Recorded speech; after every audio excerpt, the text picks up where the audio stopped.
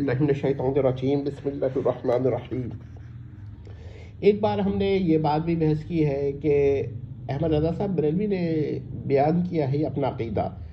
کہ اگر کوئی خدا اور رسول کا علم معلومات کے اعتبار سے برابر مان لے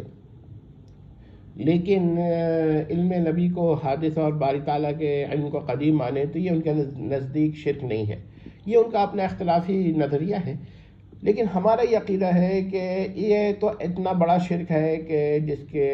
شرک و کفر ہونے پہ شک کرنا بھی کفر و شرک ہے۔ یہ ان کو اختلاف نہیں کرنا چاہیے تھا اس مسئلے سے، ہمیں اس میں بڑا اختلاف ہے احمد رضا بریلوی کے اس نظریے سے، لیکن ہم اب بیان کریں گے کہ وہ یا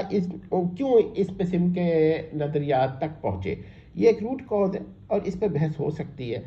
دیکھیے بہت سارے لوگ ہوتا ہے، ایک اصولی مسئلہ ہوتا ہے اور ایک آدمی ان سے اختلاف کر جاتا ہے، تو اس میں کسی پر تان کرنا اور تشنیع کرنا یہ غلط بات ہے۔ علمی نقطہ ہے، ہم انشاءاللہ علمی طور پر اپنا موقف بھی بیان کریں گے اور ان کا موقف ہے کہ یہ عقیدہ غلط ہے مگر کفر و شرک نہیں ہے۔ اس کے لیے اگر آپ حوالہ جات یا حوالات دیکھنا چاہیں تو کیا کہتے ہیں فتاوی رضویہ کی جلد ششم دیکھ لیجئے، اس میں یہ مسئلہ ہے، ہم نے پہلے بھی اپلوڈ کر دیا تھا۔ اور دوسرا ان کی کتاب الدولہ المکیہ ہے، اس میں بھی انہوں نے حواشی میں جو لکھا ہے وہ ذرا دیکھیے گا۔ تو یہ بات ہمیں سخت قابل اعتراض ہے کہ انہوں کو ایسا نہیں کہنا چاہیے تھا۔ بہرحال اب اگر آپ کہیں کہ بھائی پھر آپ احمد رضا صاحب کو بچاتے کس طرح ہے، تو ہم یہ کہیں گے کسی نے تحریف کر دی ان کی کتب میں۔ لیکن یہ بات ضرور ہے کہ چھ جلدیں جو ان کی زندگی میں شائع ہوئی ہیں، اس کے علاوہ ہم کسی 7ویں جلد کا کوئی بھی مسئلہ جو ان 6 میں موجود نہ ہو ہم اس کو تسلیم نہیں کریں گے بحث کے لیے بھی، کیونکہ ظاہر بات ہے کہ مرنے کے بعد کوئی بھی فتویٰ نہیں دیتا، اور یہ کہنا کہ وہ فتاویٰ تو موجود تھے شائع نہیں ہوئے تھے یہ تسلیم نہیں ہوگا۔ ٹھیک ہے، تو یہ ایک پوائنٹ ہے۔ اب یہاں پر بات یہ ہے کہ کچھ لوگوں کا یہ عقیدہ ہے، نظریہ ہے، یہ جیسے میں نے لکھا بھی ہوا ہے کہ دیکھیے ہر وہ صفت جس سے باری تعالیٰ ذاتی طور پہ متصف ہے، غیر اللہ کے لیے ذاتی اعتقاد کرنا کفر و شرک ہے۔ یہ ایک کچھ لوگوں کا یہ وہم ہو گیا تھا کہ اسی میں حصر ہے شرک کا، یہ غلط ہے۔ اس پہ دلیل قائم ہوئی کہ دیکھیے بہت ساری صفات ایسی ہیں جو اللہ تعالیٰ پر تو محال ہے، بلکہ محال عقلی ہیں اور غیر مقدور ہے، اس کے باوجود غیر اللہ کے لیے ذاتی ان کو اعتقاد کرنا کفر و شرک ہے۔ اب اس کی اگر مثال دیکھنا چاہیں تو ابنیہ جو ہے یعنی اور بنتیہ یا ابوئی یعنی کہ باپ بن جانا، باپ ہونے کی صفت، اب جو یا کیا کہتے ہیں بیٹے ہونے کی صفت۔ اب اس کو بھی آپ چھوڑیے، عقل و شرب و جوع یا قوت شہوت، یہ باری تعالیٰ پہ محال عقلی اور غیر مقدور ہے، یعنی اللہ تعالیٰ اس سے منزہ بالذات اور مبرہ بالذات ہے اور تحت القدرہ بھی نہیں ہے باری تعالیٰ کے۔ لیکن اگر کوئی مخلوق کسی انسان کے لیے ہی ہر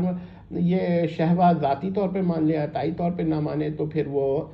کفر و شرک ہو جائے گا۔ تو پھر انہوں نے ایک تھوڑی سی کچھ لوگوں نے توسع کیا یا تبدیلی کی، توسع تو نہ کہیے، کہ ہر وہ صفت جو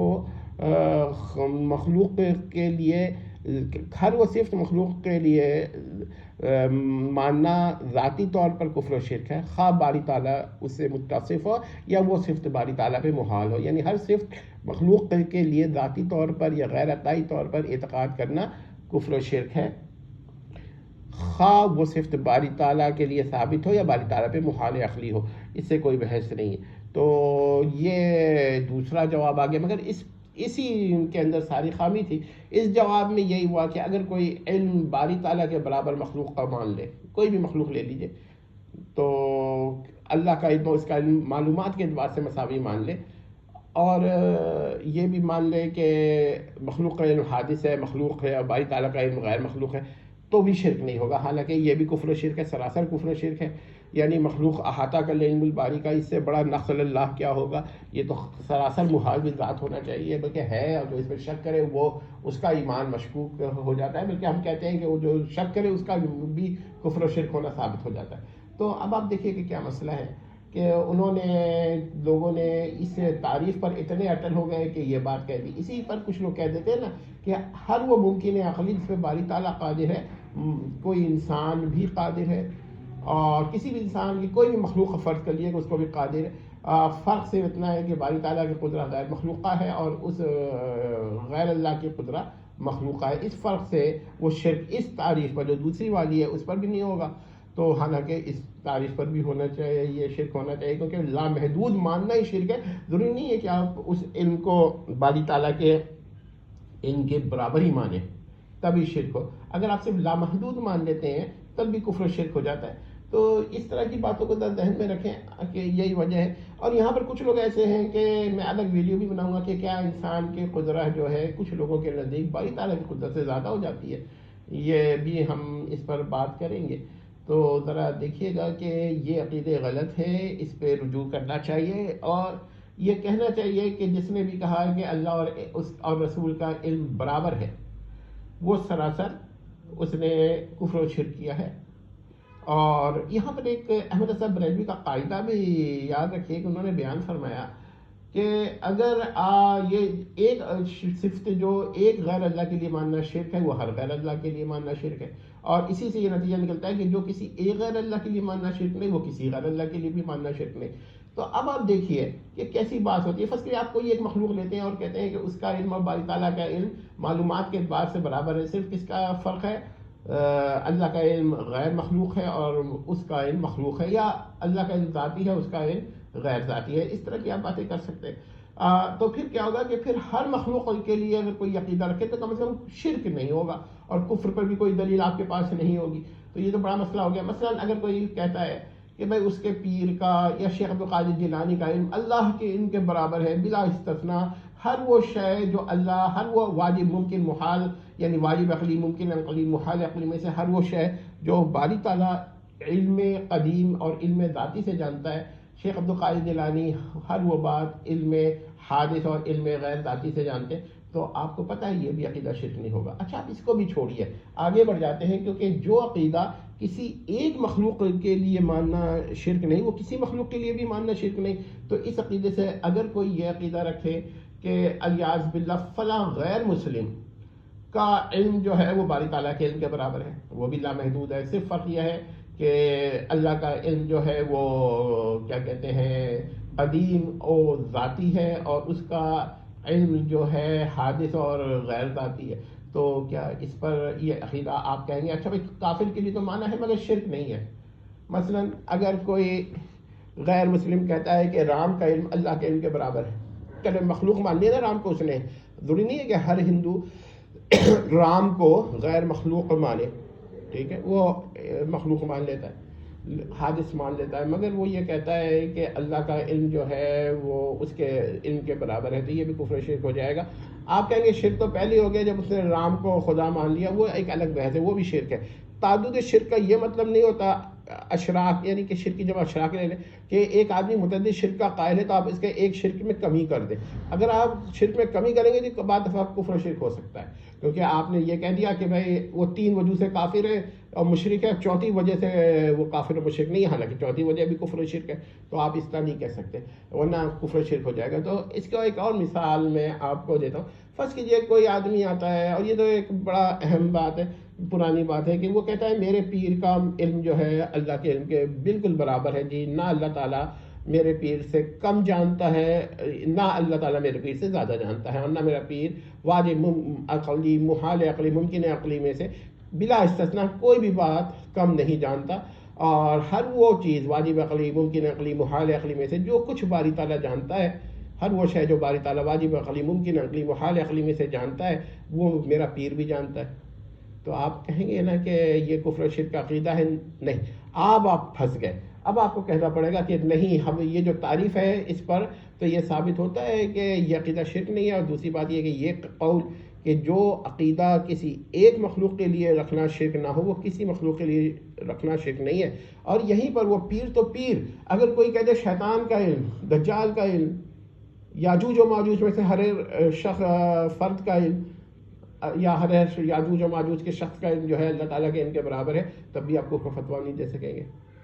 یہ ہوگا مسئلہ.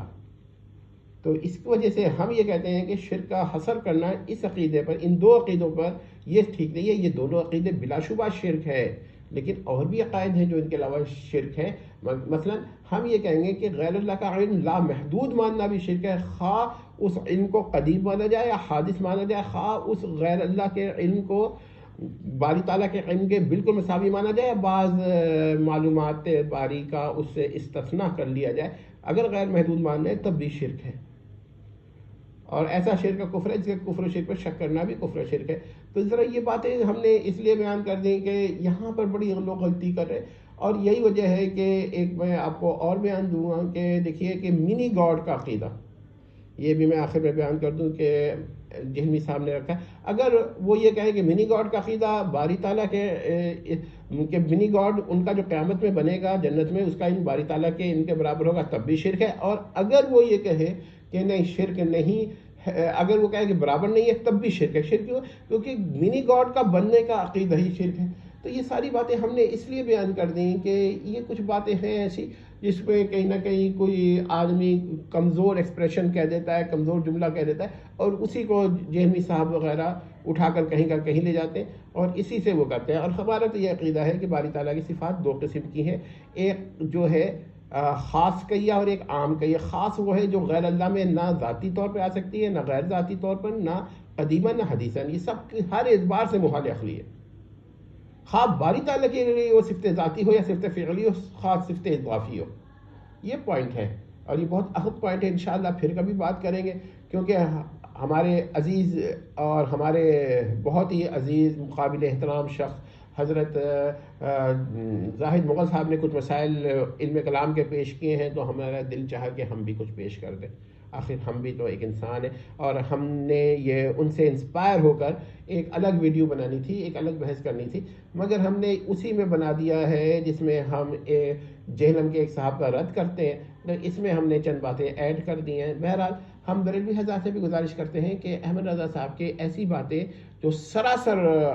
غلط ہوں، باتیں ہوں، بلکہ جن کے کفر و شرک ہونے پہ آپ شبہ بھی آپ لوگ بھی نہیں کرتے ہیں، ان کو احمد رضا صاحب بریلوی کی جانب نسبت سے نکالیے اور ان کو مسترد کر دیجئے کہ یہ انہوں نے نہیں کہا ہے، ورنہ پھر بہت پرابلمس ہوں گی اور اس کا کوئی جواب دینا بھی ایک آسان کام نہیں ہوگا۔ کم از کم ہم تو پھر بھی کچھ کہہ دیں گے، اور ہم تو پھر بھی ایک بات بتا دیں کہ احمد رضا صاحب بریلوی کے تکفیری فتاوا کو حجت نہیں مانتے، بلکہ ان کو ظنی ہی بھی نہیں مانتے، بلکہ ان کو غلط سمجھتے ہیں۔ بات یہ نہیں کہ تمام فتاوا میں انہوں نے غلط کہا ہوگا، مگر کچھ فتاوا تو غلط ہے۔ والسلام تک بات۔